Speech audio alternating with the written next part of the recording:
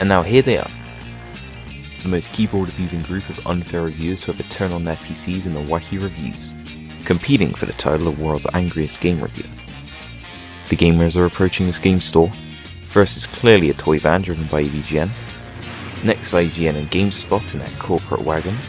Manoeuvring for position is the Caddy Sony Special. Right behind is Donkey in his boomer-proof bomb. And there's controversial comedian JonTron in his Kazooie car.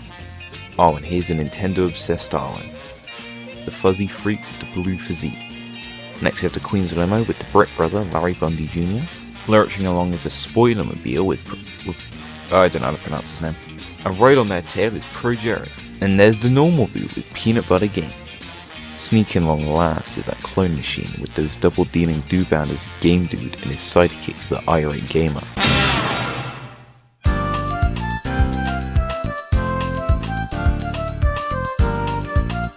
I'm a moderate fan of Wacky Races.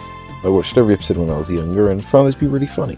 The large cast of characters, the creative ways the cast transformed, and the fact that the villains were easily the best character, which, let's be honest here, is a sign your show is truly great. Sure, I preferred the plane spin-off they did, which ran for the same amount of episodes as the main series funnily enough, but it was still a simple, ingenious concept, and I feel like if it did go on for any longer, it would have just gotten repetitive, so I'm glad it ended when it did. But you know what I like more than cartoon-based violence and chaos? Video game-based violence and chaos. If only there was a Wacky Races game I could play. Let me repeat. If only there was a good Wacky Races game. Keep going. Alright, that's not much better. Okay, I didn't even know this one, because is this official? It looks bootleg. Here we go. Now we're getting somewhere. But we're still missing something. Perfection.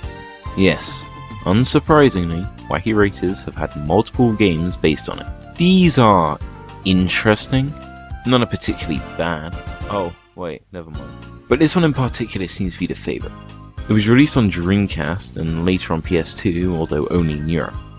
I'll be playing the PS2 version since there's more content in it, and I'm not buying the Dreamcast. I owned this game as a kid for quite a while, but the disc got scratched to hell. It wasn't until recently I found a copy online for about 10 quid and picked it up. It was also here where I discovered the game has a cult following, which surprised me. What's funny though, is I don't remember ever beating a single race as a kid. Is that a good or bad sign? Actually, never mind, it's probably just me being a dumb kid. Right? I put in the game and see that it's developed by Infogrames. Or is it Infogrames? The developer of the PS1 Wacky Races game. That one's okay, but I also see they developed a bunch of Looney Tunes games and various other cartoon properties. All I can say about them is, from what I've seen, they do really know how to recapture the style of the franchises they make games about. And this is no exception, since as soon as we start we're greeted to an intro cutscene, and the only cutscene in the game, which is a bit of a letdown admittedly. Even the PS1 game had more than one. Just watch this dastardly dirty deed!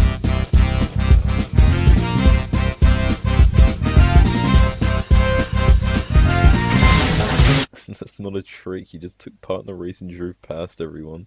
Oh well, it's a nice recreation of the intro, although it's missing the last 20 seconds. But I'll try not to nitpick, so let's... Where's the theme song? Well, spoiler alert, it's nowhere in the entire game. Not on the menu, not in the credits, and like I said, not even when they're recreating the one part of the show that actually uses the theme song. And don't give me that, oh, they probably had to get the rights to it, because if they can get the rights to every other character from the show and the show itself, why couldn't they for this? It's a nitpick, sure, but I just find it funny that the most recognisable part of the show is nowhere to be found in the game based off the show. So after all that, we're booted into the main menu, and I'd never thought I'd compliment the way a game's menu looked, but here we are.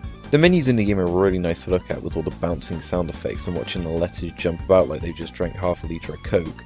We press play, start a new game, we're instantly thrown in. No cutscene, no story, no nothing. And some people would see the lack of a story as an issue, but it works perfectly for the game. It doesn't need to be a story in Wacky Races, it's just 11 people drone about trying to brutally kill each other. I don't care about a story in this kind of game, just let me race. You had a wide selection of cars at the start as well, only missing 3 which you unlock later.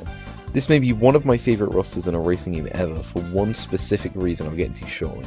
So I select my car and start in a fairly small hub world. In this hub world, there are multiple areas to race around, all set around a specific theme. You have snow, desert, forest, and a brand new area exclusive to the PS2 version of my personal favourite, City. Each area has 5 tracks built around those themes, and 4 different game modes to play. I said 4 different game modes. Okay. Well, ignoring the glitch, the 4 different game modes are Basic Races, where you come in first, nothing fancy. The Wacky Cup Challenge, where you play through every track in an area in one long go, and have to get the most points. The Golden Muttley Challenge, where you have to get all 10 Muttley trophies and come in first. These are annoying at first, but they get more fun the more you play them. And finally, the Battle Challenges. These are just kinda boring. Here's how you win every single one. Select the Creepy Coupe. Choose the Witch Parrot before the challenge starts. Drive in a circle spamming it. Once you're out of tokens, drive into the other races.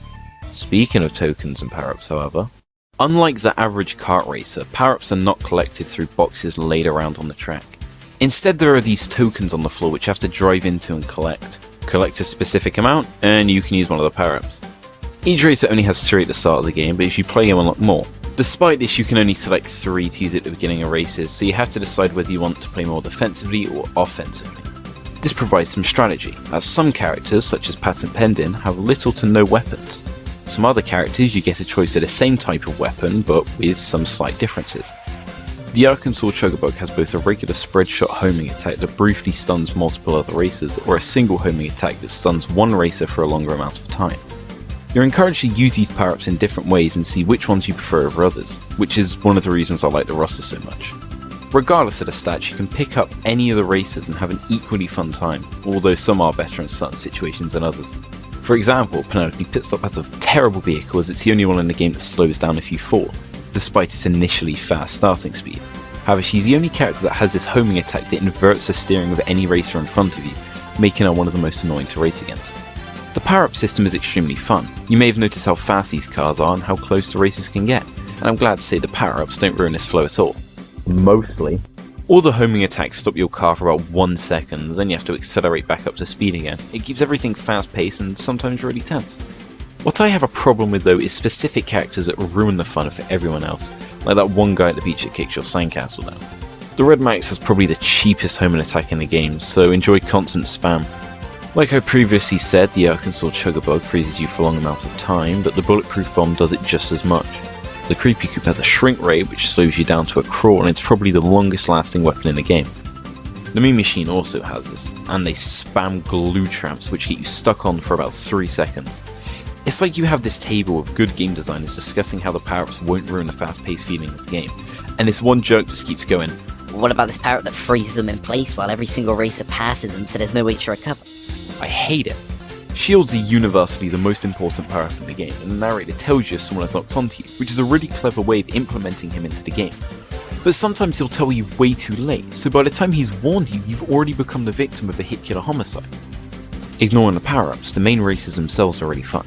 Like I previously said, the cars are extremely fast and everybody bounces off of each other. It's like a game of pinball, except you're all the balls.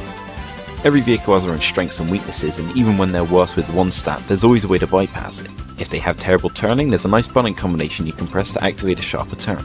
Slow speed can be combated with boosts, etc. It makes every race feel fair no matter who you're playing as. The controls themselves are also really responsive. Everything works as intended. Extra props go to the fact that the camera can be zoomed out, so when you're using the Creepy Coupe or the Army Surplus, it's not like you're sat in a cinema trying to look over the giant that sits right in front of you. So you might have already noticed the way the game looks. In true Infogram style, it's cel-shaded, which looks nice. Just don't turn it off. Everything's so lively and animated. Every attack has a unique animation to go along with it. I'm not too keen on the weird black bars on the outside of the gameplay, but oh well, the main game looks really good and surprisingly, never lagged for me once. Despite the tracks being cramped at times, they feel alive. Everything you run into reacts and bounces about like it's made of jelly. It really adds to the game and makes it feel like a crazy cartoon. And if there was any franchise to do that with, it was this one. But you know what I like more than the way the game looks? The way it sounds. Every single track is fast-paced, chaotic and catchy. I mean, just take a listen to this.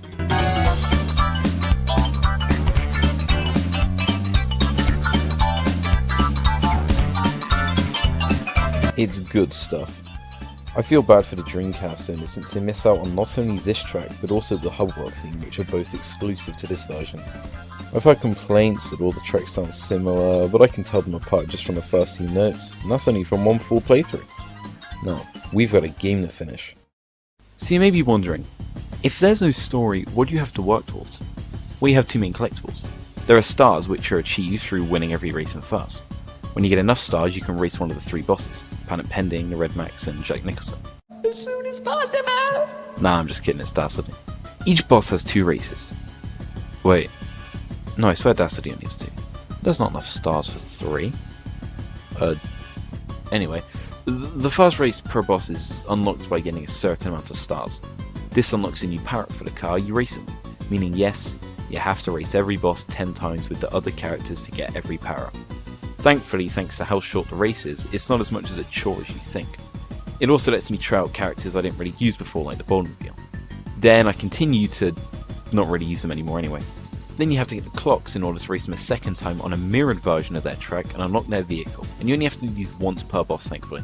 And these clocks are very annoying. They often revolve around beating the challenges under a certain amount of time, with the exception of the Wacky Cup where you just have to beat every race in first. Unfortunately, these aren't regular time trials, these are time trials during races, meaning enemies frequently attack you. The strategy for these is somehow get in front of everyone else, then abuse your shield and boost attack to try and keep these going. But this is pure luck. 9 out of 10 times other races hit you over and over again. And God forbid you're hit by that aforementioned concrete block or bubble gun. I think I hit restart more times than I actually use power-ups during these races. But the races are really short, so it's no big deal. It's not like they're making you do 4 to 5 minutes worth of races in one go. So you've unlocked every character, got an all 48 stars and clocks, and raced Dastardly twice. You unlock him and... oh. Well, these are certainly credits. Not even any new music, just a generic HUD theme. Ah well, Dastardly is definitely the best character to play as he gets all the best weapons and defenses, and is really fast. It's a nice reward for beating the game. There's cheat codes for an even harder difficulty, which is pretty cool. So all that being said, I have to give the game a, I don't know, an 8 out of 10? There's tons of content, all the characters are fully voiced and animated, clearly a ton of effort went into this. So anyway... what?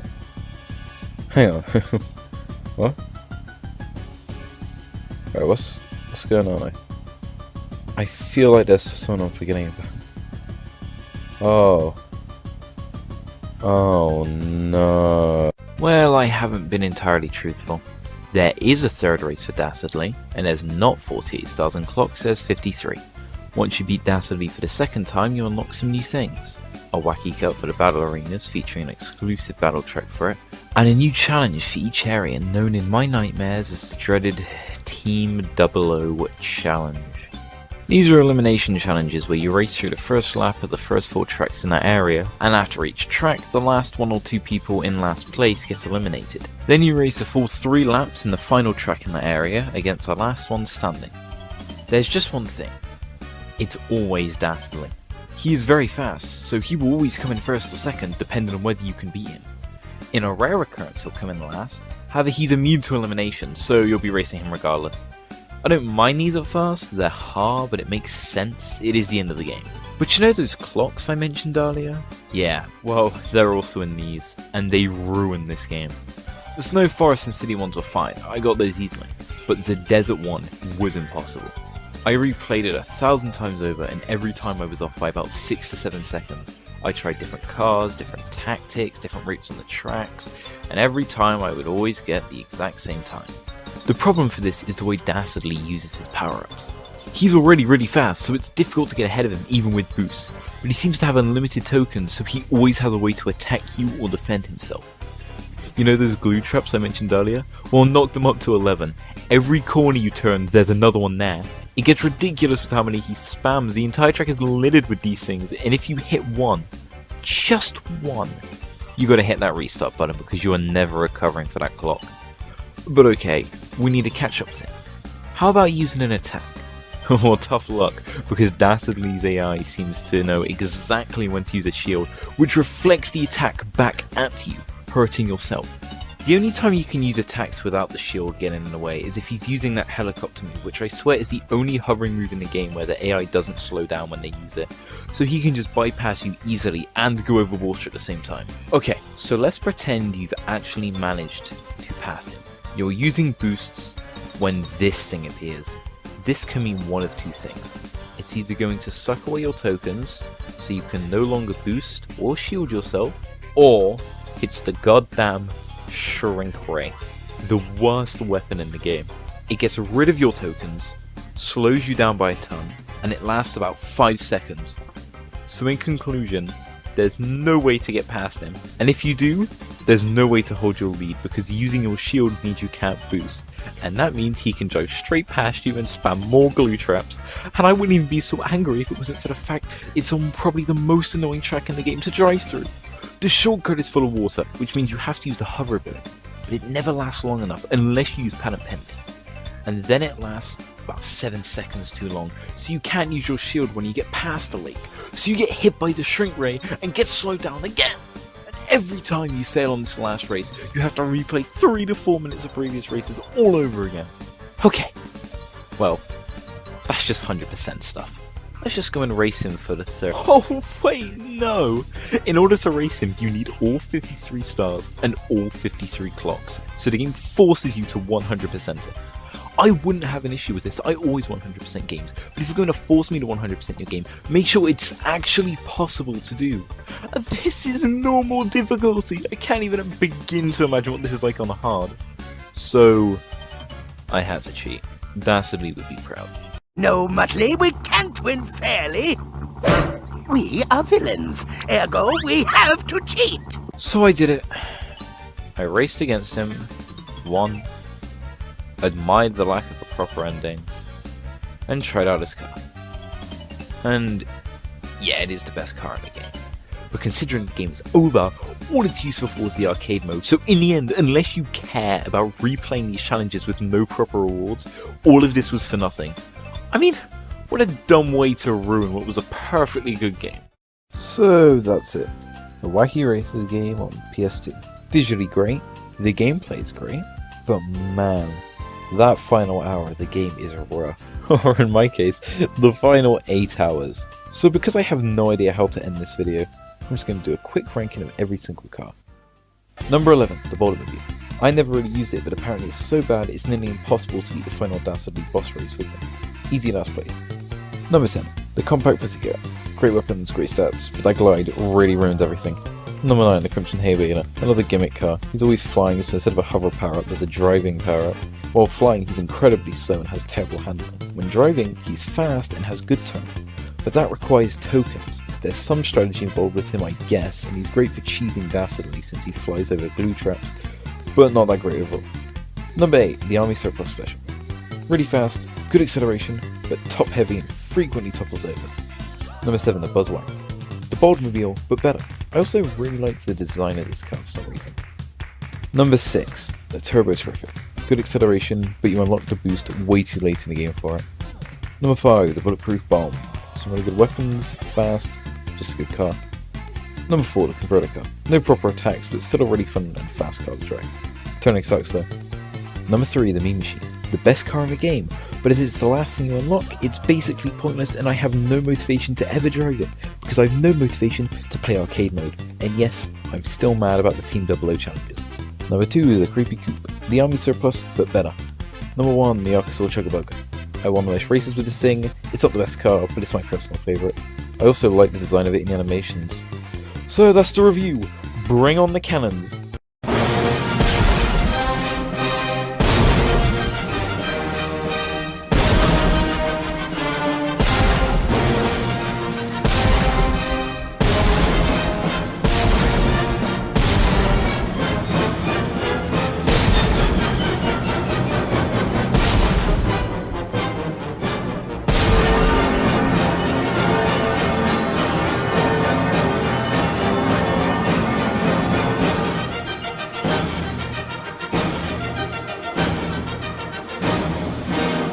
In conclusion, I do not like those Wacky Races.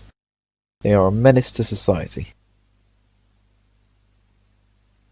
The game's pretty good though. Stop the pigeon, stop the pigeon, stop the pigeon, stop the pigeon.